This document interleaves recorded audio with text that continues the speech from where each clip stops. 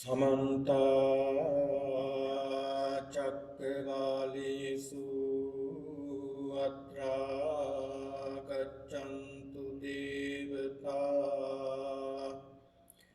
सद्धम्मं राजस्य सुनन्तु सग्मुखदं धम्मස්සවන කාලෝ අයං බදන්තා ධම්මස්සවන කාලෝ අයං බදන්තා ධම්මස්සවන කාලෝ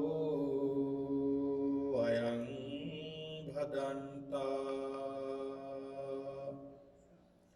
නමෝ තස්ස භගවතු අරහතු සම්මා සම්බුද්දස්ස නමෝ තස්ස භගවතු අරහතු සම්මා සම්බුද්දස්ස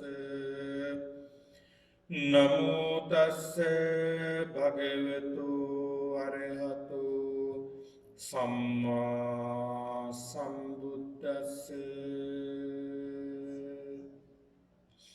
සේයථාපි භික්ඛවේ චත්තාරු ආසිවිසා උංගතේජා ඝෝර විසා අතපුරිසෝ ආගච්ඡේය ජීවතු කාමෝ අමරිතු කාමෝ සුඛ කාමෝ දුක්ඛ පටිසංකුලෝ තමේනං ඒවං වදෙය්‍යුන්ති.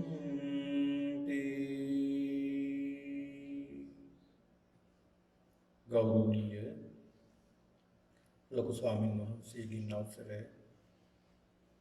සත්පුරුෂ වාසනාවන්ත පින්නතුනි, අද බදාදා දිනේ ඔබ සියලු දෙනාම ධර්මානුශාසනාවටයි මේ සම්බන්ධ වී සිටින්නේ. වස්පින්කම් මාලාවේ තවත් එක් දිනයක් ලෙස අද දිනේදී බොහොම ශ්‍රද්ධාවෙන් යුක්තව විහාරස්ථානයට පැමිණි අද අපි බුදුන් දකින්නට යන ගමනක් කියන මේ ආරම්භය ලෞතර බුදුරජාණන් වහන්සේ දකින්නටයි මේ යන්නේ. වහන්සේ වැඩ ඉන්න ජේතවනාරාමයටයි අපි මේ පිවිසෙන්නේ කියන මේ උතුම් හැඟීම ඇති කරගෙනයි විහාරස්ථානයට පැමිණි. එහෙනම් පින්නතුනි, බුදු බණ පදයක් ශ්‍රවණය කරලා ධර්ම අවබෝධය ඇති කරගෙන ධර්මයේ තුලම සිත පිහිටුවාගෙන බොහෝ කුසල් අත්පත් කරගන්නේ අප සියලු දෙනාම ඒකායන අරමුණක් ඇති කරගෙන අප සියලු දෙනාගේම එකම අරමුණ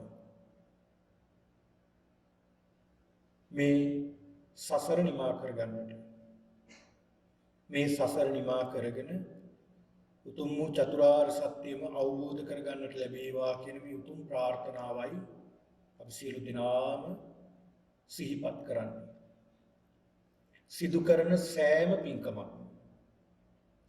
පින්කමක්ම සිද්ධ කරලා අපේ ප්‍රාර්ථනාව පින්නතුනි මෙන්න මේකයි ප්‍රාර්ථනාව. මේ සසර ගමන නිමා කරගන්නේ කොහොමද? මේ දුක කෙලවර කරගන්නේ කොහොමද කියන අරමුණයි අපි සියලු දෙනාගේම තියෙන්නේ. ඒක නිසා පින්නතුනි, අපි දන්නවා මේ සංසාරයේ දුකක් කියලා. ඒ සසර දුකක් කියලා අපිට තේරෙන්නට අපි අරමුණු හා ගැටෙන්නට ඕනේ. ඇලෙනකොට දුකක් කියලා හිතෙන්නේ නැහැ. සැපක් කියලා හිතෙන්නේ. ඒ අරමුණු වල හිත ගැටෙනකොට ආන් තේරෙනවා දුකක් කියලා. ඒ නිසා මේ ලෝකයේ තුල වැඩිම තියෙන්නේ ඇලීම. ඒ ඇලීම තුළ යම්කිසි ගැටීමක් ඇති වෙනකොට අන්න අපිට තේරෙනවා මේ මොකටද මම ජීවත් වෙලා? ඇයි මම ජීවත් වෙන්නේ? මෙහෙම අරමුණු වෙනවා. ඇයි මම මේ ජීවත් වෙන්නේ කියලා සමහරු සියදිවි පවා හානි කරගන්නවා.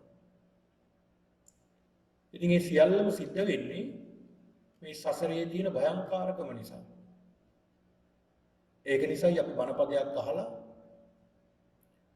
මේ ධර්මාවබෝධය දියුණු කරගෙන කොහොම හරි මේ සසර ගමන නිමා කරගන්නට උත්සාහ කරන්න ඕනේ. අපි මේ පැමිණලා තින්නේ තාමත් දුර්ලභව ලබා ගන්නට පුළුවන් සම්දිස්ථානයක. ඒ කියන්නේ මේ මනුසත් භාවයක් බලන්න ටිකක් කල්පනා කරලා පින්නතුනි අපි මොනතරම් වාසනාවන්තද? අපි මොනතරම් වාසනාවන්තද? අපි වටේ මොනතරම් සම්පත් ගොඩක් අපිට එකතු වෙලා තියෙනවද? මම කියන්නේ ආධ්‍යාත්මික සම්පත්. මොනතරම් ගොඩක් අපිට එකතු වෙලා තියෙනවද? අපිට මේ ගමන යන්න. ධර්මයේ දියුණු කරගන්න මොනතරම් සම්පත් ගොඩක් අපිට ලැබිලා තියෙනවද?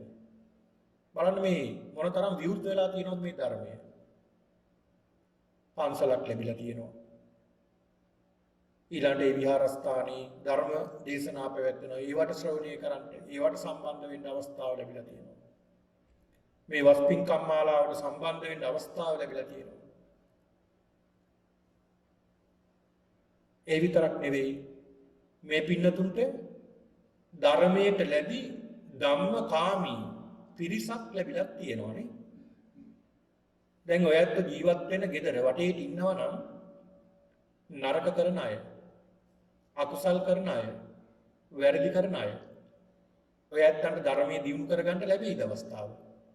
නැහැ.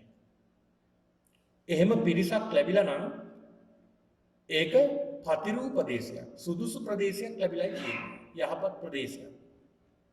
එහෙනම් ඒ පරිසරයත් ඔයත්න්ට ලැබිලා තියෙනවා. මේ සඳහන් කළේ අපිට පේන ටික මේ. අපිට නොපෙන්න මොනතරම් වටිනා සම්පත් රැසක් අපිට ලැබිලා තියෙනවද ආධ්‍යාත්මය දියුණු කරගන්න. බලන්න පින්නතුනි වටිනාම දේ තමයි මනුසත් භාවයක් ලැබිලා තියෙනෝනේ. මනුසත් භාවයක් ලැබිලා තියෙනවා. තිරිසන් ආත්මික ඉපදුණු තිරිසන් සතෙකුට පුළුවන්ද බණ ටිකක් අහලා භාවනා කරලා දන් දීලා පින් සිද්ධ කරගෙන නිවන් ප්‍රාර්ථනා කරගන්න පුළුවන්ද? බෑ. එහෙනම් මේ සත්තුන්ට ඒ තිරිසන් ආත්මයක ඉපදුනොත්, දුගතියක ඉපදුනොත් ලැබෙන්නේ නැහැ. සුගතියකම ඉපදෙන්න ඕනේ.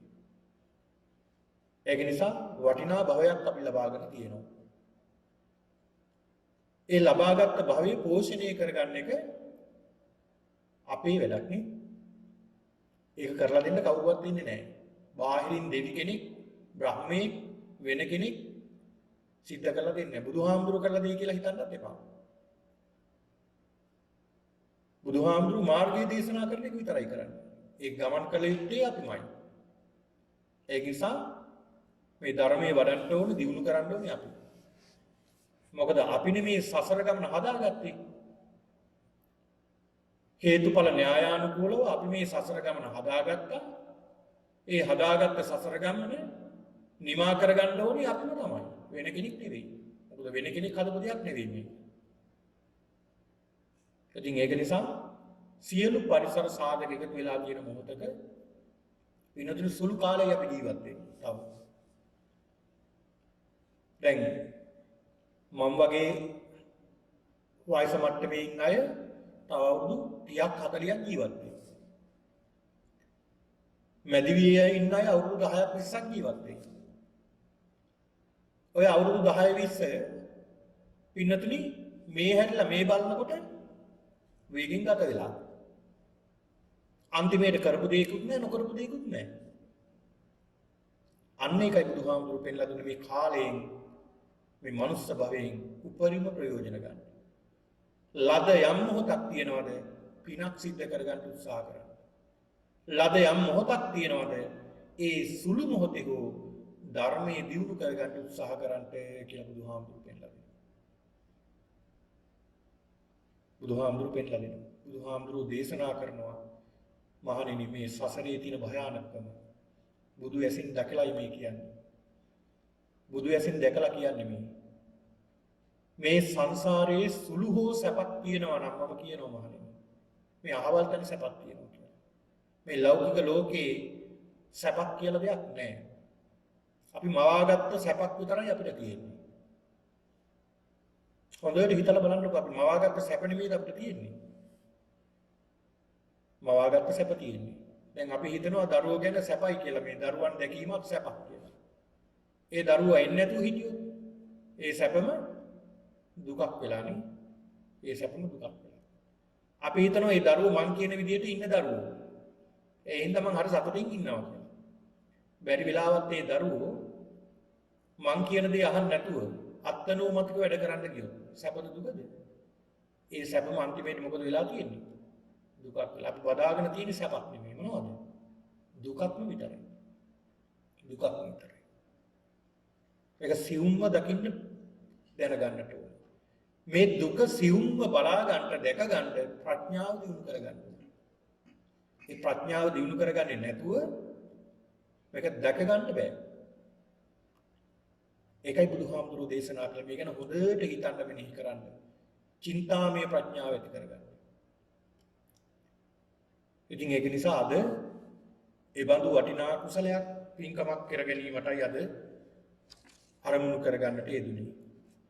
අද මේ උතුම් පින්කමේ දායකත්වය දරන්නේ මාලා ප්‍රනාන්දු මහත්මිය, සරණී සහ සවින්දි දුවරුන් මේ පුණ්‍ය කර්මයෙන් ජනිත වන්නා වූ මහා පුණ්‍ය ශක්තිය ප්‍රථම වශයෙන්ම මියගිය ඥාතීන්ට උපහාරයක් පිණිසම අනුස්මරණය කිරීම සඳහා සියලු දෙනාට ආශිර්වාද කිරීම සඳහා මේ උතුම් පින්කම සිද්ධ කරන්නේ මාලා නෝන මහත්මිය ඇතුළු දරුවන් ඒ සියලු දෙනාටම මේ උතුම් පින්කම ආශිර්වාදයක්ම වේවා කියන ප්‍රාර්ථනාවෙන් යුක්තව ධර්මයේ ශ්‍රවණය කරන්න. හොඳයි පින්නතුනි, අද මම මේ ධර්ම මාතෘකාවසින් තබා ගත්තේ තවත් එක වටිනා දේශනාවක්. ඒ තමයි සංයුක්ත නිකායේ ආසි විසෝපම කියන මේ සූත්‍ර දේශනාව. සංයුක්ත නිකායේ තියෙන මේ ආසි විස උපමා කරගෙන දේශනා කළ ධර්ම දේශනාව. මේ අංගුත්තර නිකායේ තියෙන ආසි විසෝපම සූත්‍ර දේශනාව කියලා ඒකේ සඳහන් කරන්නේ ඒ පුද්ගලයන්ගේ තියෙන නරක දුර්ගුණ මේ සර්පයන්ගෙන් උපමා අරගෙන දේශනා කරන කාරණාවක්. මේ සංයුක්ත නිකායේ සඳහන් වෙන්නේ ඉතාමත් වටිනා දේශනාවක්. නිවනම ඉලක්ක කරගෙන දේශනා කරපු තවත් එක දේශනාවක් වෙනවා. මේ දේශනාව සිද්ධ කරන්නේ ජේතවනාරාමේ වැඩ ඉන්නකොට තමයි බුදුරජාණන් වහන්සේ මේ දේශනාව සිද්ධ කරන්නේ. පින්නතුනි, බොහෝ දේශනා සිද්ධ කරනවා සරල මට්ටමේ බුදුරජාණන් වහන්සේ ඒ ධර්මයේ ශ්‍රවණය කරන භික්ෂුන් වහන්සේලා වේවා, උපාසක උපාසිකා පිරිස වේවා, ඒ අයගේ සද්ධා, විරිය, සති, සමාධි, ප්‍රඥා ඒවට කියනවා ඉන්ද්‍රිය පහ කියලා. පංච ඉන්ද්‍රිය. දැන් අපේ තියෙන ඇස, කන, නාසය, දිව, ශරීරය කියන ඉන්ද්‍රියන් නෙමෙයි බුදුරජාණන් වහන්සේ හැඳින්වුවේ ආධ්‍යාත්මික බාහිර ඉන්ද්‍රියන් පිළිබඳව බුදුහාමුදුරු පෙන්ලා දෙනවා සද්ධා, විරිය, සති, සමාධි, ප්‍රඥා පංච ඉන්ද්‍රියන්. ඒ පංච ඉන්ද්‍රියන් දියුණු වෙලා තියෙන මට්ටම අනුව තමයි බුදුරජාණන් වහන්සේගේ ධර්මය උන්වහන්සේ දේශනා කරන්නේ ගැඹුරින්ද සරලවද කොහොමද දේශනා කරන්න කියලා උන්වහන්සේ තීරණය කරන්නේ. මේ දේශනාවේදී භික්ෂුන් වහන්සේලා අරමුණු කරගෙන දේශනා කළේ බොහෝ ගැඹුරු දේශනාවක්. මේ ස්වාමින් වහන්සේලා හොඳට ධර්මයේ වඩන භික්ෂුන් වහන්සේලා පිරිසක්. හොඳට භාවනා කරන, සිත දියුණු කරගන්න නිතර සිහියෙන් යුක්තව කටයුතු කරන, සතර සතිපට්ඨානයේ තුලම සිත තබාගෙන තියෙන ස්වාමින් වහන්සේලා පිරිසකට තමයි මේ දේශනාව සිද්ධ කරන්නේ. එදා හවස් වරුවේ භික්ෂුන් වහන්සේලා එලිමහනේ වැඩ ඉන්නවා ජේතවනාරාමයේ.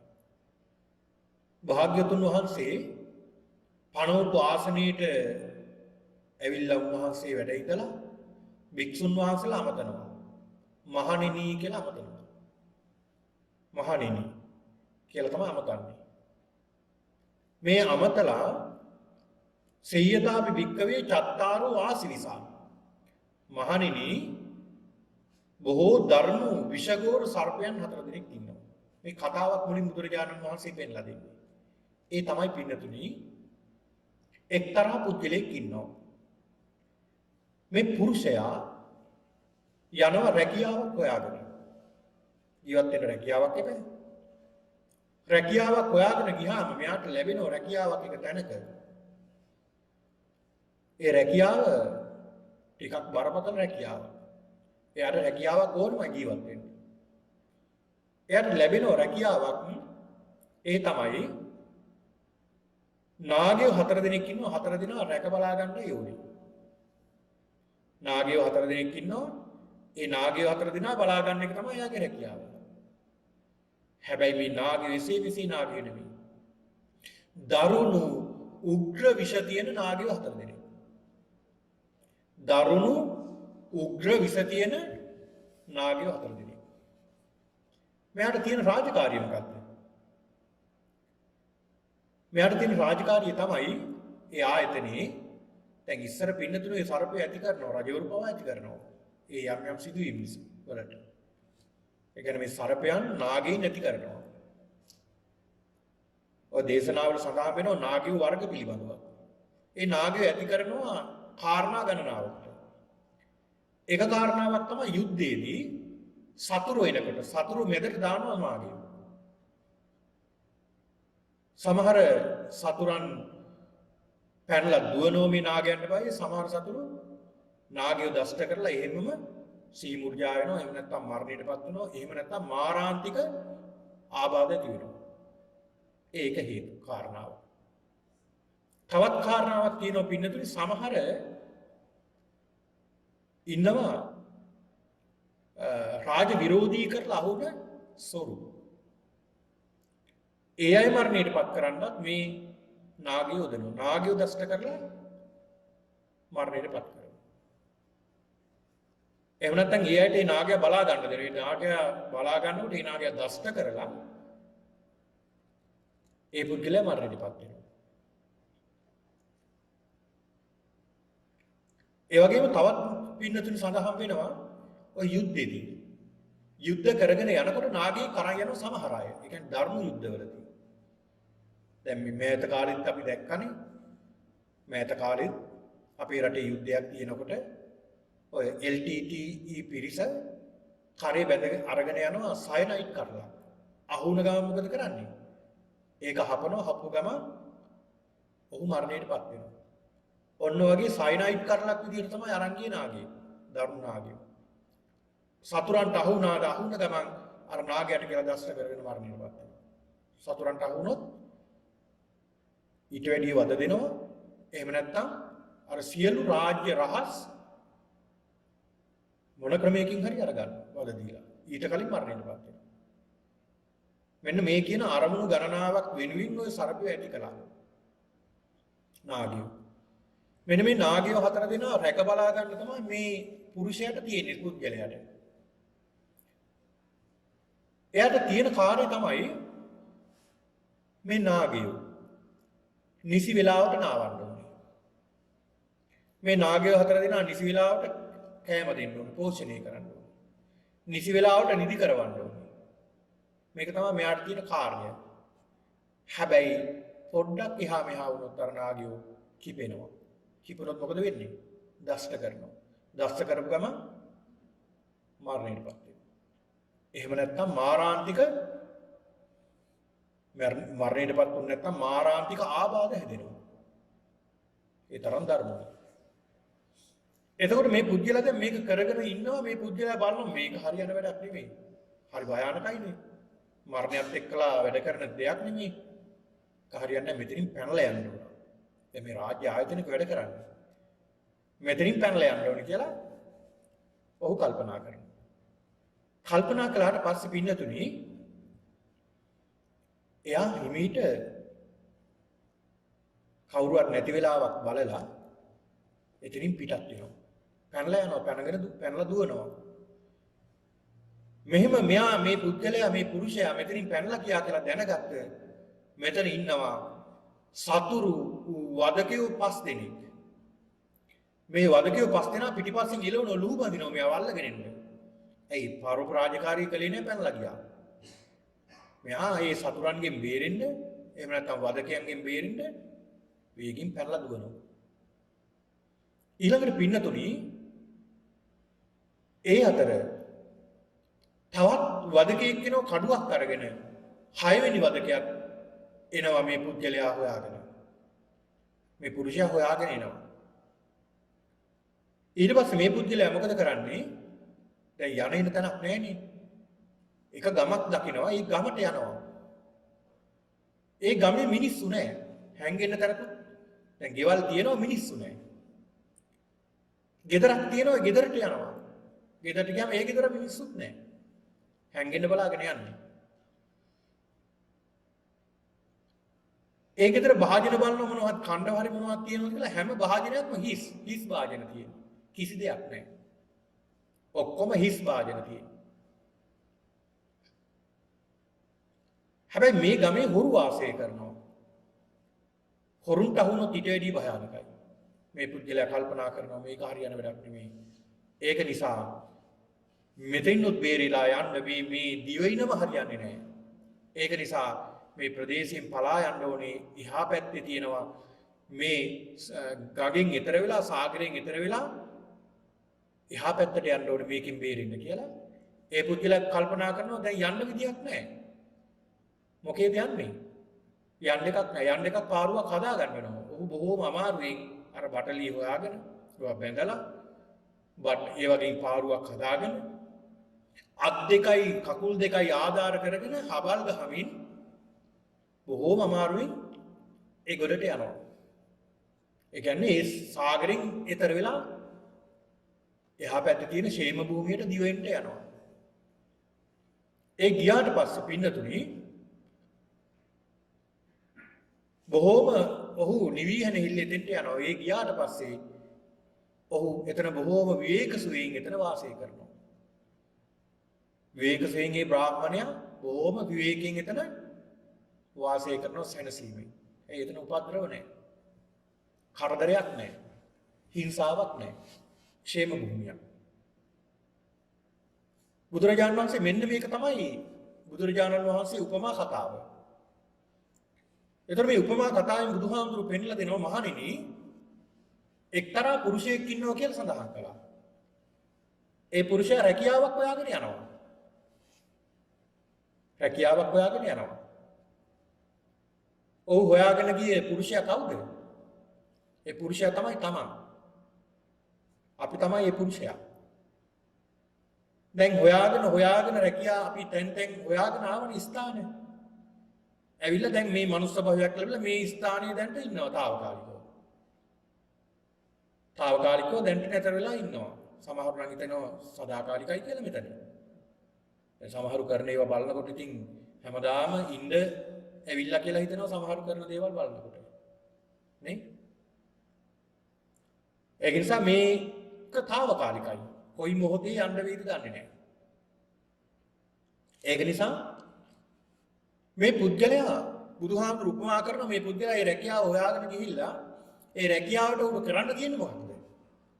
නාගයෝ 4 දෙනෙක් පෝෂණය කරන්න. පින්නතේ නාගයෝ බොහොම බරපතල විෂ ඇති විෂ ගෝර නාගයෝ. ඒ නාගයෝ 4 දෙනා ගැනත් පින්නතුනි බුදුරජාණන් වහන්සේ විස්තර කරනවා ඉස්සර හිටපු මේ නාග කුල. ඒක නාගයෙක් කියනවා කාෂ්ඨමුක නාගයා කියලා. කාෂ්ඨමුක. මේ කාෂ්ඨමුක කියන මේ නාගයාගේ ස්වરૂපය ගැන සඳහන් වෙනවා. මේ කාෂ්ඨමුක කියන නාග වර්ගයක් මේ. ඉන්දියාවේ මේ සමහර රටවල් තියෙනවා. ඒ රටවල් වල මේ වගේ ධර්ම සර්පයෝ ඉන්නවා. මේ රටේ නම් දැක් ගන්න නෑනේ ධර්ම සර්පයෝ. මේ කාෂ්ඨමුක කියන මේ නාගයා පින්නතුණි දෂ්ට කළොත් දෂ්ට කළාම මේ නාගයා මුළු සිරුරම දරදඬු වෙනවා. මුළු සිරුරම දරදඬු වෙනවා. දරදඬු වෙලා තමයි මරණයටපත් වෙන්නේ. ඒ මොහොතේම දරදඬු වෙනවා. මුළු සිරුරම. මේ කාෂ්ඨමුක කියන නාගයා. ඊළඟ තවත් නාගයෙක් ඉන්නවා පූතිමුක කියලා නාගයෙක්. මේ පූතිමුක කියන මේ නාගයා පිටතුණි දෂ්ට කළොත් හරියට කෙහෙල් හරියට මේ පින්නතුනි කොස් ගෙඩියක් ඉදුණු කොස් ගෙඩියක් දිය වෙලා යන්නේ කොහොමද? ආන් ඒ වගේ ඒ පුද්ගලයාගේ ශරීරයේ සම්පූර්ණ මස් දිය වෙලා මරණයටපත් වෙලා යනවා. ඒ තරම් දරුණු සර්පයෝ. ඊළඟට අග්නිමුඛ කියලා නාගයෙක් ගැනත් සඳහන් වෙනවා. මේ අග්නිමුඛ කියන නාගයා මේ නාගයා පින්නතුනි දෂ්ට කළොත් ඒ දෂ්ට කළොත් මේ නාගයා දැවිල්ල ඇති වෙලා තමයි මරන්නේ. ශරීරය පිච්චෙනවා වගේ දැනෙනවා. දැවිල්ල ඇති වෙලා තමයි මරණයටපත් වෙනවා. මුළු ශරීරෙම පිච්චෙනවා වගේ තේරෙනවා. ඒ තරම් දරුණු සර්පයෙක්.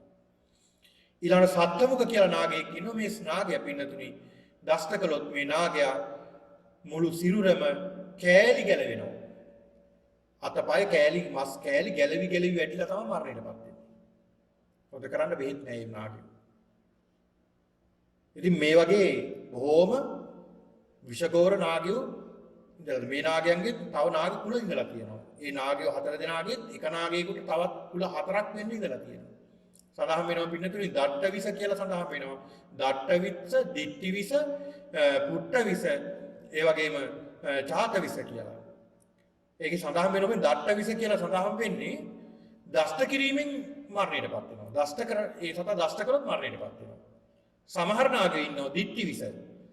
ස්පර්ශ වුණොත් ඒ ඇති මරණයට ඒකාන්ත එහෙම නැත්නම් මරණය හා සමාන වේදනාවට පත් වෙනවා. පුට්ට විස කියලා සඳහන් වෙන්නේ ඇහැට ලක්වීමෙන්. ඇහැට ලක්වීමෙන්ම මරණයටපත් වෙනවා. චාත විස කියලා සඳහන් වෙන්නේ හුළඟ වැදීමෙන් ඒ නාගයා කියන මාර්ගයක ඉන්න මාර්ගයේ හුළඟක් වැදුනොත් ඒත් අපිට හානියක් වෙනවා. මෙහෙම නාග කුල ගණනාවක් ගැන සඳහන් වෙනවා. එතකොට බුදුරජාණන් වහන්සේ මේ නාගයන් උපමා කරන නාගයෝ 4 දෙනෙක් පෝෂණය කරන්න ඕන. මේ පුද්ගලයා. මොනවද මේ නාගයෝ 4 දෙනා? පිනතුනි නාගයෝ 4 දෙනෙක් අපි පෝෂණය කළ යුතුයි. සර්පයෝ 4 දෙනෙක්. දැන් ඔය ඇත්තෝ ඇත්තටම නාගයෝ පෝෂණය කරනවද? පෝෂණය කරනවා අපි. මොනවද මේ නාගයෝ 4 දෙනා? සතර මහා භූත. පඨවි, ආපෝ, තේජෝ, වායෝ. මේ කියන සතර මහා භූතයන්ගෙන් හැදුන මේ නාම රූප කාය අපි පෝෂණය කරන්නේ නැද්ද? පෝෂණය කරනවා. අපි පෝෂණය කරනවා. බොහෝම අමාරුවෙන් නෙමෙයි පෝෂණය කරන්නේ. අමාරුවෙන් පෝෂණය කරන්නේ. පොඩ්ඩ වැරදුනොත් මොකක් වෙයිද? දෂ්ට කරන්නේ නැද්ද? දෂ්ට කරනවා. දෂ්ට කරනවා පොඩ්ඩක් වැරදුනොත්. පොඩ්ඩක් හරි මේ සතර මහා භූත පෝෂණය කරගන්න බැරුව ගියොත් මොකක් වෙයිද? දවස් දෙකක් ගත්මක ගන්න මූණ හොද ගන්න බැරුව ගියා. මොකක් වෙයිද? නේ? දැන් අපි හැමදාම අපේ මූණ හැඩ කරනවා, කොණ්ඩේ හැඩ කරනවා, ශරීරය හැඩ කරගන්න විවිධ දේවල් කරනවා. අපිට ටිකක් දවසක් ඕක කරගන්න බැරුව ගියා. මොකක් වෙයිද? අන්න අපිටම දෂ්ට වෙනවනේ ඒ නාගයා. ඊට පස්සේ අපි විකෘති වෙන්න ගන්නවා, වෙනස් වෙන්න ගන්නවා. එතකොට මෙන්න මේ කියන සතර මහා භූත පෝෂණය කිරීම තමයි අපිට සිද්ධ වෙලා තියෙන්නේ. ඉදානි ආහාර ගවෙට්ටි දුක්ඛං සංවේගවත් වූ නිමානියට. අට මහා සංවේගවත් වල සඳහන් වෙනෝනේ. ඉදානි ආහාර ගවෙට්ටි දුක්ඛං. ආහාර හොයන එකක් දුකක් නේ. දැන් අපි මේ හැමදේම කරන්නේ කන්නනේ. මේ සතර මහා භූත පෝෂණය කරන්නනේ. මේ සතර මහා භූත පෝෂණය කරන්න මොනතරම් අපි වෑයමක් කරනවද? මොනතරම් දුකක් විඳිනවද? මේ සතර මහා භූත දැන් හිතලා බලන්න මොනතරම් මේ සතර මහා භූත පෝෂණය කරන්න අපි මොනතරම් දේවල් කරනවද කියලා. නේ? මොනතරම් දේවල් කරනවද? මේ ශරීරය ලස්සන කරගන්න රූපලාවන්‍ය කරගන්න මොන තරම් අපි ඔට්ටු වෙනවද මුදලක් වියදම් කරනවද? මේ සතර මහා භූත පෝෂණය කරගන්න. එතකොට මේ සතර මහා භූත මොනවද? පඨවි, ආපෝ, තේජෝ, වායෝ. පඨවි ගතිය. මේ ශරීරයේ තියෙන පඨවි ධාතු 20ක් තියෙනවා. ඒ 20ම පෝෂණය කරනවා අපි. කේසා, ලෝමා, නඛා, දන්තා, තචෝ, අංසන්, නහාරු 20ක් තියෙනවා. අය 20ම අපි පෝෂණය කරනවා. කේසා, කේසය පෝෂණය කරන්නේ නැද්ද මේ කේස්? පෝෂණය කරනවා. අපිට නම් කෙස් නැති හින්දා පෝෂණය කරගන්න දෙයක් නැහැ. ඔය ඇත්තන්ට කෙස් තියෙන නිසා පෝෂණය කරන්න වෙනවනේ. නේද? මොනතරම් කෙස් ආලේපනේ ලස්සන කරගන්න දේවල් කරන්න වෙනවද? මොනතරම් ආලේපන අපි ගල් වෙනවද? නේ? කෙස් යනවා කියයි ඒවට මේ දේවල් හොඳයි කියයි. කෙස් පැලෙනවා ඒකට මේ දේවල් හොඳයි කියයි. අපි නොඑක් දේවල් අපි කරනවනේ. මොනවටද මේ? මේ කෙස් පෝෂණය කරන්න. සැපද දුකද? දුකක්. දැන් ඔය අත්තන් කෙස් පැලෙන්නෙත් නැතුව කෙස් යන්නෙත් නැතුව ඔය විදියටම ලස්සන්ටම තියනවා නම් කැමතිද? කෙස් සුදු වෙන්නෙත් නැහැ, පැලෙන්නෙත් නැහැ. ওই විදියට ලස්සන කේශ කලාපයේ විදියට තියෙනවට කැමතිද නැද්ද? කැමතියි. ඉතින් අපි කැමති වුණාට තියනවද? නෑ, මම කැමති දේ වෙන්නේ නෑ. ඒ කැමති දේ වෙන්නේ නැති හින්දා තමයි මේක අකමැත්තෙන් හරි මේක කොහොම හරි අර විදියට තියාගන්න උත්සාහ කරන්නේ. පඨවි ධාතු. ආපෝ ධාතු 12ක් තියෙනවා. ඒ 12ම පෝෂණය කරගන්න උත්සාහ කරනවා. තේජෝ ධාතු 4ක්, වායෝ ධාතු 6ක්. මේ සියලු ධාතු පෝෂණය කරන්න සතර මහා ධාතු වලින් හැදුණු මේ කය පෝෂණය කරගන්න මොන තරම් අපි දේවල් කරනවද? මොන තරම් දේවල් කරනවද? දවසට වේල් 3ක් අපි කනවනේ. මොකටද මේ? ඔව්, එහෙම කියලා නොකා ඉන්න එපා. ආමුදුරු බන්ට කිව්වා නොකා ඉන්න කියලා. එහෙම කියන්නේ. ආහාර පෝෂණය කරගන්න අවශ්‍යයි. මොකටද මේ කරන්නේ මේ දේවල්? දැන් මේ කයක් අරගෙන ඇවිල්ලා තියෙනවා. ඒක දැන් පෝෂණය කරන්න වෙලා තියෙනවා. ඒක නිසා මේකට ආහාර පුරවන්න ඕනේ. සැපද දුකද? දුකක්. ඔය ඇත්තට මේ කය හැදිලා තියෙනවා නම් සතියකට හෝ මාසයකට එක සැරයක් කෑම කාපුවම ඇති. එහෙම හැදිලා තියෙනවා නම් කැමතිද? හරි කැමතිනේ. එහෙම හැදිලා නැහැනේ. එහෙම හැදිලා නැහැ. හැදිලා තියෙන්නේ කොහොමද? දැන් මේ පවත්වාගෙන යන විදිහට. ඒක නිසා මේකට ආහාර දාන්න ඕනේ. සැපද දුකද? දුකක්. අර පුද්ගලයෝ නාගය පෝෂණය කරනවා වගේ තමයි මේ කයත් අපි පෝෂණය කරන්නේ. මේක දැක ගන්න ඕනේ මේ කය සතර මහා භූත වලින් හැදුණු කය සර්පෙක් වගේ කියලා දැක ගන්න ඕනේ. සර්පෙක් තමයි අපි මේ සර්පයා දෂ්ට කරන්නයි යන්නේ අපිට. අපි හොඳ අවබෝධයෙන් යුක්තව ක්‍රියා කළේ නැත්නම් මේ සර්පයාම අනිත් පැත්ත හැරිලා අපිට දෂ්ට කරනවා. පොඩ්ඩ කිපුණ ගමන් දෂ්ට කරනවා. මේ සිත බාන්න මොන තරම් වේගින් අකුසලයට ඇදෙනවද? රාගයට ඇදෙනවද? ද්වේෂයට ඇදෙනවද? මෝහයට ඇදෙනවද? මොන තරම් ඊර්ෂ්‍යාවට හිත ඇදෙනවද? නේද? මේ අකුසල් වලට අපේ හිත දුවනවා. අන්න නාගය දෂ්ට කරනවා. ඒ දෂ්ට කරපුවම අපි මැරෙනවා. මැරෙනවා කියලා කියන්නේ අපි නැවතත් අකුසල් භූමියක උපදිනවා. ඒක නිසා මේ නාගයෝ 4 දිනා පෝෂණය කර අපිට ඉන්න වෙලා තියෙනවා. දැන් මේ පුද්ගලයා මොකද කරන්නේ? බලනවා මේක හරියන වැඩක් නෙමෙයි. මේ නාගයෝ පෝෂණය කරනවා කියන එක සුළුපටු වැඩක් නෙමෙයි. මේ පුද්ගලයා නුවණින් දැක ගන්නවා මේක හරියන්නේ නැහැ. මෙතනින් පැනලා යන්න ඕනේ. කියලා මේ පුද්ගලයා පැනලා දුවනවා. පැනලා යනකොට පින්නතුනි වදකයෝ 5 දෙනෙක් ඉනවා පිටිපස්සේ. වදකයෝ 5 දෙනෙක්. කවුද මේ වදකයෝ 5 දෙනා? පංච උපාදානස්කන්ධ. උපාදානස්කන්ධ 5ක් අපි පිටිපස්සෙන් එනවා. මොනවද මේ උපාදානස්කන්ධ? රූප උපාදානස්කන්ධය පළවෙනි එක රූපය. ඇස රූපයක් නේ. ඇසට ගොදුරු වෙන වර්ණය ඒකට රූපයක්. නේද? ඇසත් රූපයක්. ඊළඟට කනත් ශබ්දයක්. නාසයත් ගඳ සුවඳක්. දිවත් රසයක්. ශරීරයත් ස්පර්ශයක්. මනසත් ධර්මතාවක්. මෙන්න රූපය ස්කන්ධයක් විදිහට හැදිලා තියෙන්නේ. මේ ස්කන්ධයක් විදිහට හැදිලා තියෙන මේ රූපයට අපි මොකද කරගෙන තියෙන්නේ? උපාදානය කරගෙන නේ. උපාදානය කරගෙන මගේ කේස් ටික මේ විදිහට හිටපන්, ලෝම ටික මෙහෙම හිටපන්, ඊළඟට දත් ටික මෙහෙම හිටපන්, මගේ හැම මේ විදිහට හිටපන්, මයි කොණ්ඩේ සුදු වෙන්න එපා මේ විදිහට හිටපන් කියලා අපි තියාගෙන ඉන්නවා. තියාගෙන හිටියට මේ නාගයා ඒ විදිහට ඉන්නේ නැහැ. අපිට ඕන විදිහට. මේ නාගයා නිතරම වෙනස් වෙනවා. මේ සතර මහා භූත නිතරම වෙනස් වෙනවා. මේ රූප ස්කන්ධ යන උපාදානය කරගෙන අපි ඉන්නවා මේවට නේ.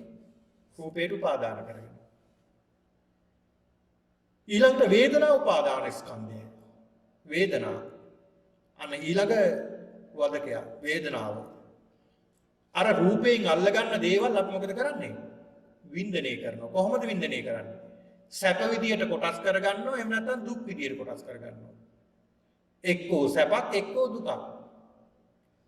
එක්කෝ ඇලීමක්, එක්කෝ ගැටීමක්. සැප කියන්නේ ඇලීම, දුක කියන්නේ ගැටීම. සැපට ඇලෙනවා, දුකට ගැටෙනවා. ඇලීම කියන තැන තියෙන්නේ රාගය, තෘෂ්ණාව. ගැටීම කියන තැන තියෙන්නේ ද්වේෂය. එතකොට රාගයයි ද්වේෂයයි තියෙන්නේ. ඔය රාගයයි ද්වේෂයයි දෙකම බලපවත්තන්නේ මොකක් නිසාද? මුලාව නිසා. එහෙනම් මෝහයත් එතන. ඒ කියන්නේ රාග, ද්වේෂ, මෝහ කියන දේවල් වලින් මේ වේදනා උපාදානස්කන්ධය අපි අල්ලගෙන තියෙනවා. වේදනා උපාදානස්කන්ධය අල්ලගෙන තියෙනවා. වේදනාව අල්ලගෙන තියෙනවා නේ. වේදනාව අපි අල්ලගෙන තියෙනවා. ඔය ඇත්ත බොහොම සැප වේදනාවක් කියලා අල්ලගෙන තමයි ඔය වාඩි වෙලා ඉන්නේ. සැපයි කියලා හිතලා සමහරු එක මෙට්ටයක් තියා ඉන්නවා, සමහරු දෙකක් තියා ඉන්නවා, සමහරු තුනක් තියා ඉන්නවා, සමහරු පුටු වල ඉන්නවා, සමහරු හේතු වෙලා ඉන්නවා. ඇයි ඒ? වේදනා උපාදානස්කන්ධ අන්න අල්ලගත්තා. මෙතන සැපයි කියලා අල්ලගත්තා. සියුම්ව නෙමෙයි වෙලා තියෙන්නේ. අපි හිතන්නේ මේවා මෙහෙම කියලා. නමුත් සියුම්ව මේවා අපි තුලින් ඇති වෙලා. සියුම්ව ඇති වෙලා තියෙන නිසා අර වේදනාව අපි අල්ලගෙන තියෙනවා නේ. වේදනා උපාදානස්කන්ධය. ඔය වේදනාව ටික ටික වෙනස් වෙනවා නේ. වේදනාවක් වෙනස් වෙනවනේ. ඒ වේදනාව ටික ටික වෙනස් වුණාම මොකද වෙන්නේ? ඒ ක්‍රියාවක් මොකද? හේතු වෙලා ඉන්න, ඉඳගෙන ඉන්න එක ඔන්න දුකක් බවට පත් වෙනවා. අන්න එතන මොකද්ද තියෙන්නේ? කලින් ඇලුනා දැන් ගැටුණා. ඒ ගැටුනේ වෙන කාරණාවකට නෑ. ඒක තමයි ගැටුනේ. එකම කාරණාවක තියෙන ඇලීම සහ ගැටීම දෙකම. අපි නොදන්නා නිසා ඇලෙනවා ඉස්සල්ලා. හොඳට මෙනෙහි කරලා බලන්න, හොඳ ප්‍රඥාවෙන්, සිහියෙන්, හොඳ නුවණින් විමසලා බලන්න මේ කියන කාරණාව. ඔය ඇත්ත ඔය වාඩි වෙලා ඉන්න තැනට ඇලිච්ච නිසානේ වාඩි උනේ. යම් හෝ මට්ටමක ඇලිලා තියෙනවා. අපි නොදැනුවත් නෙමෙයි දැනුවත් ඇලිලා තියෙනවා. මම මෙතන වාඩි වුණොත් හොඳයි, මෙතන වාඩි වුණොත් හොඳයි, මේ දේ කළොත් හොඳයි, මෙතන හිටියොත් හොඳයි කියලා අපි සිවුම්ව අපි එහෙම හදාගෙන තියෙනවා. ඒ හදාගෙන දැන් ඒ කියන්නේ දැන් එහෙම නොවෙන්න කියනවා නෙමෙයි මම. අපි කරන ක්‍රියාව මෙනෙහි කරන්නයි මම මේ කියන්නේ. අපි කරපු දේ මොකද්ද කියලාවත් දැනගන්න එක හොඳ නැද්ද? අන්න ඒක තමයි දැනගන්න කියලා බුදුහාමුදුරුවෝ පෙන්නලා දුන්නේ. එතකොට ওই වේදනාව පින්නතුනි, ওই වේදනාව සැප වේදනාවක් කියලා හිතලා තමයි දැන් මේ දැන් මමත් මේ වාඩි වෙලා ඉන්නේ. ඔය ඇත්තොත් වාඩි වෙලා ඉන්නේ. සැප වේදනාවක් කියලා හිතලා දැන් වාඩි වෙලා ඉන්නවා. සැප වේදනාවක් කියලා අපි රැවටුණා. අන්න ඒකයි මම කියන්නේ රැවටිලා තියෙන්නේ. මායාවක් මේ. ඒ මායාව තේරෙන්න ටික වෙලාවක් යනකොට ඔන්න දැන් පැයක් විතර ගත වෙලා දැන් ඔන්න ටික ටික තේරෙන්න අරගෙන තියෙනවා. හැරෙනවා, පෙරලෙනවා නේද? ටික ටික අර කකුල් නමාගෙන හිටපුවා දික් කරනවා, දික් කරගෙන හිටපුවා නමා ගන්නවා නේ? මේ විදිහට ක්‍රියාවන් වෙනස් කරලා බලනවා මේ ක්‍රියාව දුක නිසා. අන්න එකම ක්‍රියාවක මොකක්ද? එකම ක්‍රියාවක ඇලීමක් සහ ගැටීමක් දෙකම තියෙනවා. මුලින් පේන්නේ මොකක්ද? මායාව. දෙවෙනුවට පේන්නේ අපිට සත්‍ය. පළවෙනියෙන් මායාව පේනවා. මායාව තමයි අපිට පේන්නේ. දෙවෙනුවෙන් පේන්නේ සත්‍ය පේන්න ගන්න. දුක. ඔන්න ඔය දුක තුල තමයි දකින්න තියන්නේ සත්‍ය. දුක තුලයි දකින්න ඕනේ. වේදනා උපාදානස්කන්ධය. ඊළඟට සංඥා උපාදානස්කන්ධය. ආන් තවත් වගේ වදකින්. සංඥා කියලා කියන්නේ හඳුනා ගන්නවා. කොහොමද හඳුනගන්නේ? මේ වාඩි වෙලා හිටපු මේක හරි සැපයි. මේක එදත් මම වාඩි වෙලා හිටියා මෙහෙම. මේක මේ විදියට වාඩි වෙලා හිටියොත් එදා හොඳට තිබුණා.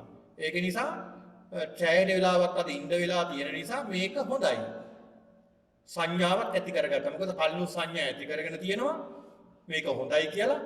මේ මෙට්ටෙම වාඩි වුණොත් ඉතාමත් හොඳයි. මේ මෙට්ටෙම පහසුයි. ඒ නිසා මේ විදියටම මේ ක්‍රමයටම ඉදා වුණු ඉන්දියා වගේම හිටියොත් හොඳයි කියලා අන්න සංඥාවක් ඇති කරගෙන තියෙනවා. අන්න ඒක උපාදානය කරගෙන තියෙනවා නේ. නැද්ද? උපාදානය කරගෙන තියෙනවා. උපාදානය කරගෙන තියෙන නිසා අන්න අපි ඒකට ඇලුනා නේ. සංඥාවට ඇලුනා. උපාදානය කරගත්තා. ඒ සංඥා පස්සේ දුකක් වෙනවා නේ අර වගේ. සංඥාවක් දුකක්. අන්න තවත් වගේ වදකේ. වදදි තියෙනවා මේ වදකේ පිටිපස්සේනේ. වදදි තියෙන්නේ වදකේ. ඊළඟට සංස්කාර උපාදාන ස්කන්ධය. අන්න සංඥාවෙන් හැදෙන සංස්කාරය මේක හොඳයි, බොහොම හොඳයි, මේක සැපයි, මේක මේ විදිය කියලා අපි ඒ සියල්ලම වර්ග කරගන්නවා.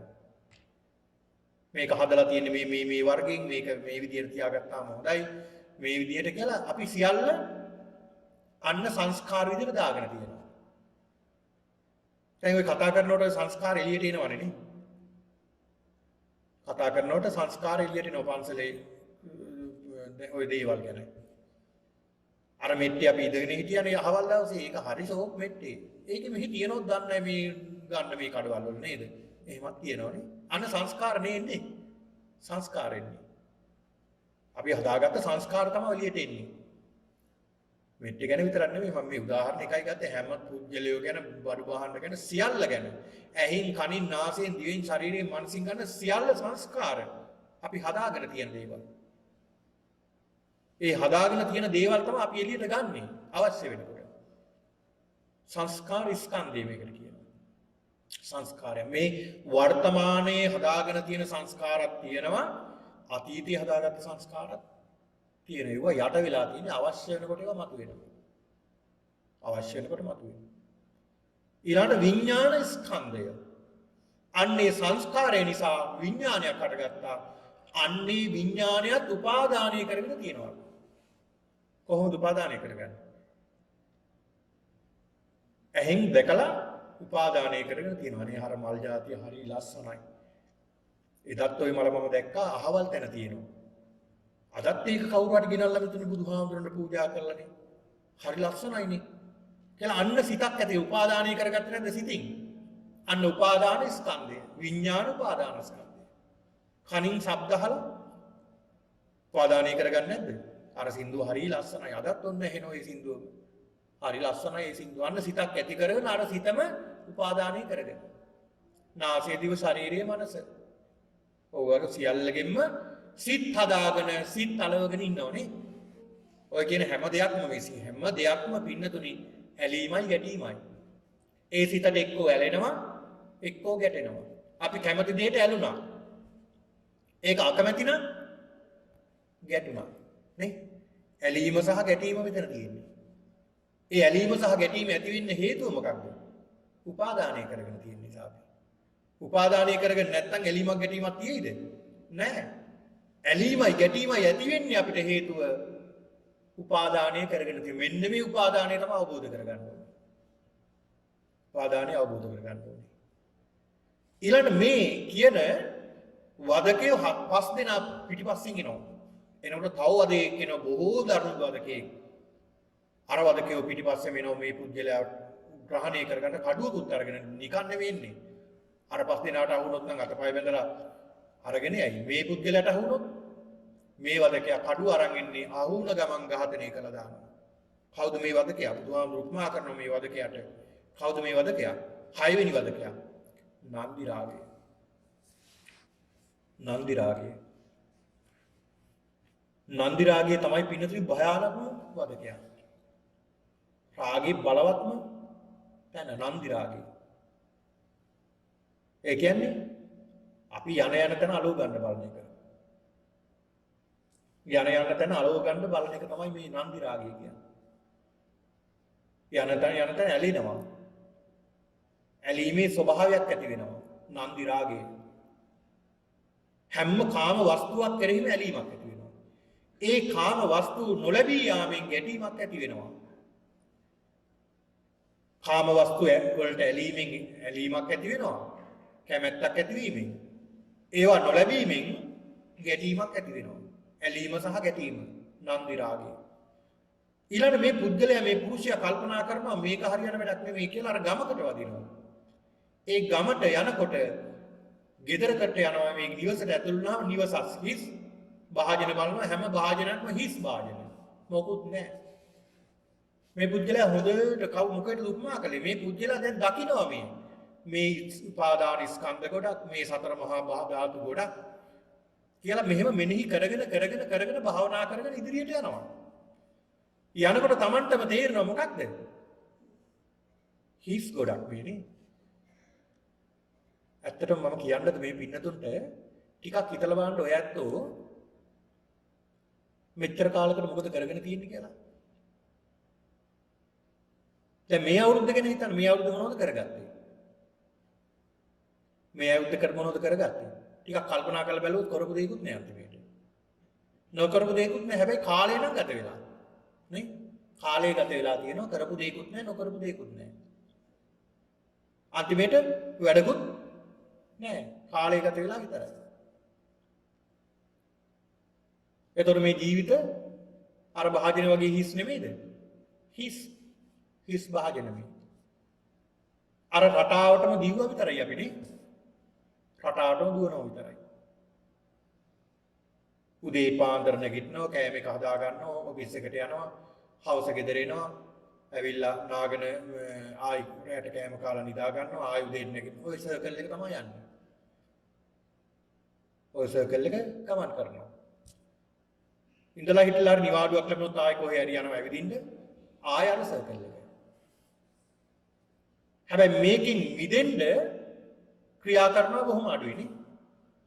ක්‍රියා කරනවා බොහොම අඩුයි. එතකොට මේ ජීවිත හිස් ගොඩක් පිටතුනි එහෙම කරනකොට. මේ ඇතුලේ මොනවද තියෙනවද නැහැ කිසි දෙයක් නැහැ හිස් මේ.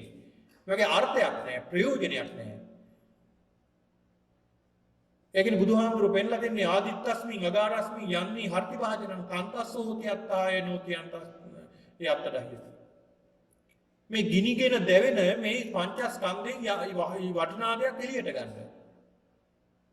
එළියට ගන්න කියලා බුදුහාමුදුරුවෝ පෙන්නනවා. ඒක තමයි අර්ථවත් වෙන්නේ. ඒ නිසා මේක හිස් ගොඩක්. හිස් ගොඩක් මේ අපි අර්ථයක් නැති දෙයක් මේ. ඒක නිසා අර්ථවත් දෙයක් කරන්නයි බුදුහාමුදුරුවෝ පෙන්නලා දුන්නේ.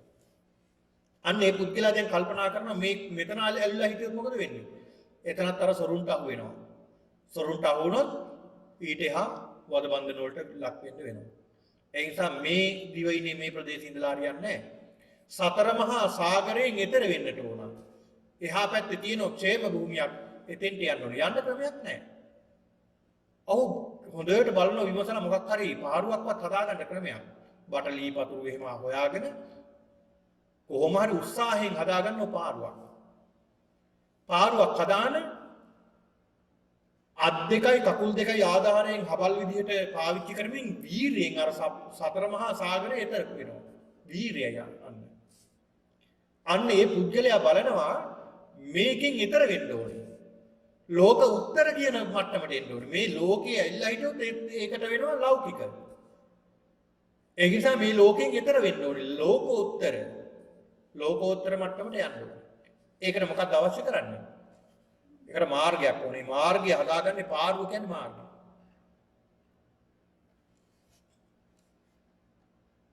පාරුව. එහෙම නැත්නම් මේකට කියනවා පින්නතුනි ආර්ය අෂ්ටාංගික මාර්ගය. ආර්ය අෂ්ටාංගික මාර්ගය. ඊළඟ පින්නතුනි මෙන්න මේ පාරුව හදාගෙන මේ පාරුව හදාන මහා ජලකඳ තරණය කරනවා. මේකට කියනවා පින්නතුනි සතර ඕග. ඒ කියන්නේ සතර මහා සාගරේ උපමා කරන බුදුහාමුදුරුවෝ ඕග හතරක් තියෙනවා. සතර ඕග. මොනවද ඒ? කාම ඕගය. කාම කියන ඕගය. ඊළඟ භව කියන ඕගය. දිට්ඨි ඕගය, අවිජ්ජා ඕගය. මේ කියන සතර මහා ඕග තරණය කරන්නේ මේ පුද්ගලයා. කොහොමද තරණය කරන්නේ? මේ පහුර කියලා කියන්නේ ආර්ය අෂ්ටාංගික මාර්ගය. මේ ආර්ය අෂ්ටාංගික මාර්ගය වඩන්නේ කොහොමද? මේ සාගරේ තරණය කරන්නේ වීරියෙන්. ඒක වීරිය උනේ. ආරම්භක වීරිය, උත්තාන වීරිය මේවා අවශ්‍යන්නේ අපිට. මේ වීරිය ඕනේ අපිට. මේ වීරිය නැතුව මේ ගමන යන්න බෑ. වීරිය නැතුව මේ ලෞකික ජීවිතේ දියුණු කරගන්නත් බෑ. ලෝකෝත්තර ජීවිතේ කොහොමදවත් දියුණු කරගන්න බෑ. වීරියක් නැතුව වීරිය ඕනේ. ඒක වීරිය පාරමිතාවක් විදිහට ප්‍රගුණ කරන්න ඕනේ. සමහර ස්වාමින් වහන්සේලා මේ වීරිය මොන තරම් ප්‍රගුණ කරපු ස්වාමින් වහන්සේලා බුදුහාමුදුරු බලන්න බෝසත් අවදීදී උන්වහන්සේ බුද්ධත්වයේ ලබන්න අවුරුදු 6ක් දුෂ්කර ක්‍රියා කළා. එසේ මෙසේ දෙයක් නෙමෙයි කළේ. වීරිය කළා. පුදුමාකාර වීරියක් ගන්න ඕනේ. එක සැරයක් උත්සාහ කළා ඒක වැරදුනොත් අපි අතාරින්න ඕනේ. 1 2 3 අතාරින්න ඕනේ. උන්වහන්සේලා 100,000 වතාවක් උත්සාහ කළා. ප්‍රතිඵල ලැබෙන තුරු උත්සාහ කළා. අතෑරියේ නෑ. ආන් වීරිය. ඒවා තමයි වීරිය කියන්නේ. දැඩි වීරියක් ගන්නවා. ඒවා තමයි බුදු වෙනකොට ඒ සියල්ලම එකතු වෙලා ආවේ වීරිය. ඒකනේ අර උන්වහන්සේ අසතු බොමුල වීරියෙන් වැඩ හිටියේ මම මෙතනින් නැගිටින්නේ බුදු වෙලා මිසක් නැගිටින්නේ නැහැ. මගේ හැම වෙල්ලා යයි. මස් දියවිලා යයි. ඇට විදුලු සිඳිලා මෙතනම වැටලා යයි. ඒත් මම නෙමෙයි නැගිටින්නේ. පණ තිබ්බොත්. පොඩ්ඩක් හරි පණ තිබුණොත් මම නැගිටින්නේ නැහැ බුදු වෙලා මිසක්. බුදු වෙලා මිසක් මම මෙතනින් නැගිටින්නේ නැහැ කියලා අදිස්ථාන කළා. වීරියනේ. මේ වීරිය මොන්න තරම් ප්‍රබලද කිව්වොත් පින්නතුනි මහ පොළොව කම්පා වුණේ ඒකයි. මහ පොළොව පවා කම්පා වුණා මේ වීරිය. දැකලා ඒලයි මහ පොළොව කම්පා වුණා. අන්න බලන්න. එතකොට මෙන්න මේ වීරියෙන් මේ පුද්ගලයා ඈතර වෙනවා. ඈතර වුණාට පස්සේ ඔහු බ්‍රාහ්මණයෙක් දැන් ඔහු බොහෝම විවේකයෙන් ඉන්න කෙනෙක්. සතුරු කරදර පීඩා මොකුත් නැහැ සැනසීමෙන් සුවයෙන් වැඩ ඉන්නවා. ඒ තමයි කවුද? විමුක්තිකාමී මහා රහතන් වහන්සේ කෙනෙක් බවට පත් වුණ කෙනා. ඔන්න බලන්න. අන්න ඒකයි බුදුහාමුදුරුවෝ පෙන්නලා දුන්නේ. මෙන්න මේක මේ විමුක්ති මාර්ගයේ ඉලක්ක කරගෙන දේශනා කරපු එකක්. මේ දේශනාව පින්නතුනි කෙලවර මේ ස්වාමින් වහන්සේලා සියලු දෙනාම මාර්ගඵල ලැබුවා කියනවා. උන්වහන්සේලා මේ දේශනේ ශ්‍රවණය කරගෙන විමසමින් තමා තුළින්ම විමසමින් මේ ධර්මයේ ශ්‍රවණය කළේ. තමා තුළ තියෙන මේ ආයතන පිළිබඳව, සතර මහා භූත පිළිබඳව, මේ වදකයන් පිළිබඳව, මේ කියන මේ සියල්ල පිළිබඳව හොඳ විමසීමෙන් ශ්‍රවණය කරගෙන ගියා. ඒ ශ්‍රවණය කරගෙන යනකොට උන්වහන්සේලාට පින්නතුනි මොකද කලිනුත් උන්වහන්සේලා සිත දියුණු කරගෙන සිහියෙන් යුක්තව භාවනා කරපු ස්වාමින් වහන්සේලා ධර්මයේ වඩපු අය උන්වහන්සේලාගේට ලැබුණ ඥානයක් ඔන්න ලැබෙන පළවෙනි ඥානය මොකක්ද? නාම රූප පරිච්ඡේද ඥානය. මොකක්ද? නාම රූප පරිච්ඡේද ඥානය. පරිච්ඡේද කියන්නේ වෙන් කරගන්නවා. ඒතර මේ නාම රූප වෙන් කරගන්න පුළුවන් නුවණක් ඇති වුණා. දැන් අපිට ඒ නුවණ තාම නැහැ. මොකද නාම රූප කියන එක වෙන් වෙලා නැහැ අපේ තාම. මොකද නාම රූප දෙකම එකයි කියලා හිතන්නේ අපි. නේ? නාම රූප එකයි කියලා දෙකයි කියලා හිතනවා කිය අඩු ගානේ අපිට එන හිතක්වත් අපිට වර්ග කරගන්න බෑනේ තාම. නේ වර්ග කරගන්න පුළුවන් වෙන්න ඕනේ අපිට. ඇහෙන් රූපයක් දැක්කට පස්සේ ඒකේ සිද්ධ වෙන process එක අපි දැනගන්න ඕනේ. මොකක්ද සිද්ධ වෙන්නේ? මේ නාමයක් රූපයකට එකතු වුණා ඒක තමයි මේ තියෙන්නේ. නාම රූප. නාම කොටස රූපේ කොටස. ඒ කියන්නේ රූප කියන්නේ ඇස කන් නාසය දිව ශරීරය රූප ශබ්ද ගන්ධ රස ස්පර්ශ. නාම කියන්නේ වේදනා සංඥා සංඛාර. නාම. ඒවන එකතු වෙන්නේ. ඒක මේ විදිහට මම සරලව කියලා දෙන්නම්. ඔක ඇහෙන් රූපයක් දකිනවා. චක්කුංච පටිච්ච රූපේ උප්පජ්ජති චක්කු විඥාන. ඇහැට රූපයක් දකිනවා චක්කු විඥානයක් ඇති වෙනවා. තින්නම් සංගති පස්සෝ. ඇහත් රූපයක් විඥානයක් එකතු වුණ තැන ස්පර්ශයක් ඇති වෙනවා. මුලින්ම සිද්ධ වෙන්නේ. පස්සපත්‍ය වේදනා. අන්න ස්පර්ශ වුණ ගම වින්දනයක් ඇති වෙනවා. වේදනාපත්‍ය සංඥාවක් ඇති වෙනවා.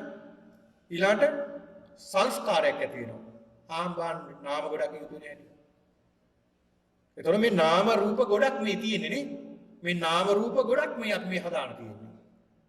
එතකොට නාම රූප පරිච්ඡේද ඥානය කියලා කියන්නේ උන්වහන්සේලා නාම රූප බෙදි පේන්න ගන්නවා. මේක නාමයක් මේක රූපයක්. මේ සිතක් මේ සිතට මේ නාමයක් මේ රූපයක්. මේ හැම දෙයක්ම උන්වහන්සේලා පේන්න ගන්නවා. නාම රූප වෙන් වෙලා පේන්න ගන්න ඥානයට කියනවා නාම රූප පරිච්ඡේද ඥානය කියලා. ඊට පස්සේ උන්වහන්සේලා ලැබෙනවා ප්‍රත්‍ය පරිග්‍රහ ඥානය. ප්‍රත්‍ය පරිග්‍රහ. මොනවද මේ ප්‍රත්‍ය පරිග්‍රහ කියන්නේ? මේ නාම රූප තවත් ගැඹුරින් පේන්න ගන්නවා. කොහොමද? කාල තුනට පේන්න ගන්නවා. අතීත, වර්තමාන, අනාගත විදියට පේන්න ගන්නවා මේ නාම රූප. කොහොමද ඒක පේන්නේ? දැන් අපි හිතමුකෝ මෙහෙම. මම ගිය අවුරුද්දේ මේ මගේ ෆොටෝ එකක් කියලා අපි කියනෝනේ. මේ මම නෙමෙයි.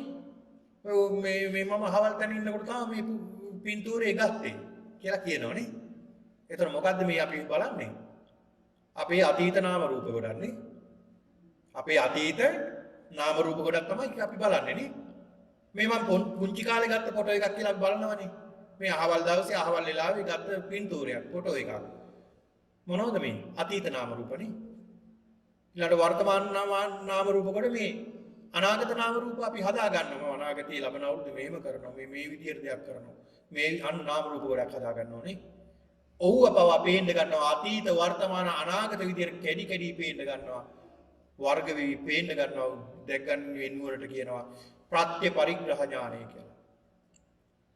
ඊළඟට පින්නතුනි උද්‍යව්‍ය ඥානය කියලා ඥානයක් ලැබෙනවා. ඊළඟ පියවර තමයි උදේ ඒකෙන් පස්සේ උද්‍යව්‍ය ඥානය. උද්‍යව්‍ය ඥානය මොකක්ද සිද්ධ වෙන්නේ? අර බලපු නාම රූප ඇති වෙලා නැති වෙන හැටි පේන්න ගන්නවා. කලින් නාම රූප ඇති වෙන හැටි බෙදි බෙදි පේනවා. දැන් මේ ඥානේ නාම රූප ඇති වෙලා නාම රූප බිඳලා යන හැටි පේන්න ගන්නවා. ඇති වෙලා නැති වෙන හැටි පේන්න ගන්නවා. තවත් උන්වහන්සේලා මේ දියුණු කරගෙන මෙනෙහි කරගෙන යනවා. යනකොට උන්වහන්සේලා ලැබෙනවා මග්ගා මග්ග ඥාන දර්ශන විසුද්ධිය. මාර්ගය මේකයි නොමාර්ගය මේකයි කියලා උන්වහන්සේලා දැනගන්නවා. ඒ දැනගැනීමේ නුවණ ඇති වෙනවා. ඊළඟ භංගානුපස්සනා ඥානය. භංගානුපස්සනා ඥානයේ උන්වහන්සේලා ලැබෙනවා. ඊළඟට ඒ භංගානුපස්සනාවෙන් සිද්ධ වෙන්නේ පින්නතුනි ඒ නුවණින් සිද්ධ වෙන්නේ චිත්ත චෛතසික වෙන් වෙලා පේන්න ගන්නවා. සිත සහ චෛතසික. හරි අමාරුනේ වෙන් කරගන්න. චිත්ත චෛතසික මේ සිතක් මේ චෛතසිකයක් කියලා වෙන් වෙලා පේන්න ගන්නවා. වෙන් වෙලා පේන්න ගන්නවා උන්වහන්සේට. ඒ තරම් ගැඹුරින් මේ සිත ගැන සිහියෙන් හිටපු නිසා. ඊළඟට මෙතෙන්නුත් ඉදිරියට උන්වහන්සේලා මෙනෙහි කරගෙන යනකොට පින්නතුනි බයතුපත්ඨාන ඥානය ලැබෙනවා. බයතුපත්ඨාන ඥානය කියලා කියන්නේ බයතුපත්ඨාන ඥානය කියන්නේ පින්නතුනි මේ නාම රූප කෙරෙහි බයක් ඇති වෙනවා. මේ ස්කන්ධ පහ උපාදානය කර ගැනීමේ භයානකකම පේන්න ගන්නවා බයතුපත්ඨාන ඥානය. මේ සසර භයානකකම පේන්න ගන්නවා මේක නේද මේ සසර ගමන හදන්නේ බයතුපත්ඨාන ඥානය. ඒ බය ඇති වෙනකොට පින්නතුනි සඳහන් වෙනවා ඒක හිරිවැටලා යනවා කියලා. ඒ කියන්නේ ඇඟේ ලොමු දැහැ ගැන්වෙනවා කියලා සඳහන්. ඒ තරම් බයක් ඇති වෙන මේ සසර පේන්න ගන්න මේ සසර මේක නේද දුක් දුන්නේ කියලා. බයතුපත්ඨාන ඥානය. බය ඇති වෙනවා මේ සසර බිය ඇති වෙනවා. සසර බිය ඇති වෙනවා. බෝසතාණන් වහන්සේත් මේ නුවණ ලැබුණාට පස්සේ ලැබුණකොට උන්වහන්සේ මෙනෙහි කළා. මේ සංසාරයේ මෙච්චර කාලයක් මේක නේද මට දුක දුන්නේ කියලා. බයක් ඇති වුණා මේක නේද දුක දුන්නේ. මේකෙන් මිදෙන්නමයි හිතෙන්නේ. මේක බය ඇති වෙනකොට මේකෙන් මිදෙන්න හිතෙනවා. ඊළඟට ලැබෙනවා ඊළඟට ආදීනවානුපස්සනා ඥානය. අන්න ඒකේ ආදීනව දකින්න ගන්නවා. දැන් බුදුහාමුදුරු පෙන්ලා දෙන්නේ අස්සාද ආදීනව නිස්සාරණ කියලානේ. ඉස්සලා ආස්වාදයේ විඳින්නේ ඒක. ඊට පස්සේ ඒකේ ආදීනව දැක් ගන්න. අන්න ආදීනවානුපස්සනා ඥානය. ආදීනව පේන්න ගන්නවා. ඒකේ තියෙන විපාකය පේන්න ගන්නවා. එතනත් උන්වහන්සේලා නවතින්නේ තවත් ඉදිරියට උන්වහන්සේලා මෙනෙහි කරගෙන ඉදිරියට යනකොට පින්නතුනි නිබ්බේධනානුපස්සනා ඥානය ලැබෙනවා. නිබ්බිදානුපස්සනා ඥානය. මේ නිබ්බිදානුපස්සනා ඥානය කියලා කියන්නේ ස්කන්ධ තුල කලකිරීමක් ඇති වෙනවා. මේ ස්කන්ධ පහක් ගැන කලකිරීමක් ඇති වෙනවා. මේ ස්කන්ධ ගොඩක් නේද මම බදාගෙන ඉන්නේ. මේ ස්කන්ධ නේද මේ මෙච්චර කාලයක් මම පෝෂණය කළේ. මේක නේද මට දුක දුන්නේ කියලා ස්කන්ධ කෙලෙහි කලකිරීමක් ඇති වෙනවා. ඊළඟට ලැබෙනවා මුංචිතු කම්මිතා ඥානය. ඉන්න ඊළඟ පියවර තමයි මුංචිතු කම්මිතා ඥානය. ඒ කියන්නේ මේ ස්කන්ධ ලෝකයෙන් මිදෙන්න හිතනවා. ඒක දුක දකිනකොට. ස්කන්ධ ලෝකයෙන් මිදෙන්න හිතෙනවා. මිදීමේ ඥානයක් ලැබෙනවා. ඒ කියන්නේ උපාදානය නැති වෙනවා. උපාදානය නැති වෙනකොට පින්නතුනි අන්න පටිසංඛානුපස්සනා ඥානය. අන්න ඒකෙන් ලැබෙනව මොකක්ද? මේකෙන් මිදෙන්න විපස්සනා කරන්න ඕනේ. අනිත්‍ය දුක්ඛ අනාත්ම විදිහට මේ සියල්ල කෙරෙහි දකින්න ඕනේ නුවණ ලැබෙනවා. අන්න විපස්සනාව දිනු කරනවා. ඒ කියන්නේ විපස්සනා කරනවා. විදර්ශනා කරනවා. විදර්ශනා කරගෙන යනකොට පින්නතුනි සංඛාරූපේක්ඛා ඥානෙ ලැබෙනවා. සංඛාරූපේක්ඛා ඥානෙ කියලා කියන්නේ සංස්කාර පිළිබඳව උපේක්ෂාවක් ඇති වෙනවා. මේ සංස්කාර කෙරෙහි ඇලෙන්නෙත් නැහැ, ගැටෙන්නෙත් නැහැ, මධ්‍යස්ථ වෙනවා. අන්න එතකොට බොහෝ දුරට අර උපාදානෙ අඩු වෙලා. ඊළඟට මේ සංඛාරූපේක්ඛා ඥානෙ ලැබෙනවත් එක්කලම පින්නතුනි ඔන්න අර උපේක්ෂා මට්ටමට යාවිය සංස්කාර පිළිබඳව ඒ එනකොටම පින්නතුනි ඔන්න ලැබෙනවා මේ භවංගයෙන් අවදි වෙනවා. දැන් භවංග ඥානෙ භවංග සිතක් නැති වෙලා තියෙනවා. භවංග සිතක් දැන් ඇති වෙලා තියෙනවා. භවංග සිත ඇති වෙලා මේ භවංග සිත ඔන්න භවංගයෙන් අවදි වෙනවා. ඒකෙන් නැගිටලා ඒ කියන්නේ ඒ සිතෙන් අවදි වෙලා ඊළඟට භවංග සිත ඊළඟට මනෝද්වාරා වජ්ජනේ ඊළඟට පරිකර්ම උපචාර අනුලෝම ගෝත්‍ර සිත මෙන්න මේ කියන සිත් හතරම ඇති වෙනවා. මේ සිත් හතර ඇති වෙනකොට මේක මහා ලොකු ක්‍රියාවලියක් වෙන්නේ. මේ සිත් හතර භවංගය ඊළඟට මනෝද්වාරා වජ්ජනේ ඊළඟට පරිකර්ම උපචාර අනුලෝම ගෝත්‍ර කියන මේ සිත් මේ සියල්ලම සිත් හතර ඇති වෙනවා. ඇති වෙලා එහෙම්ම මේක ඇති වෙනවත් එක්කලම ඔන්න සෝතාපන්න මාර්ගයටපත් වෙනවා. සෝතාපන්න මාර්ගයටපත් වෙනවා. සෝතාපන්න මාර්ගයටපත් වෙනවා. සෝතාපන්න මාර්ගයටපත් වෙලා ඉදිරියට යනකොට එතනම ඇති වෙනවා සෝතාපන්න ඵලය. ඔන්න සෝවාන් වුණා යා. උන්වහන්සේලා සෝවාන් වුණා. ඊළඟ නැවතත් අර ක්‍රියාවලිය යනවා. නාම රූප පරිච්ඡේද ඥානෙ ලැබෙනවා. ඊළඟට ප්‍රත්‍ය පරිග්‍රහ ඥානෙ ලැබෙනවා. උද්‍යව්‍ය ඥානෙ ලැබෙනවා. මග්ගානුමග්ග ඥාන ඥානෙ ලැබෙනවා.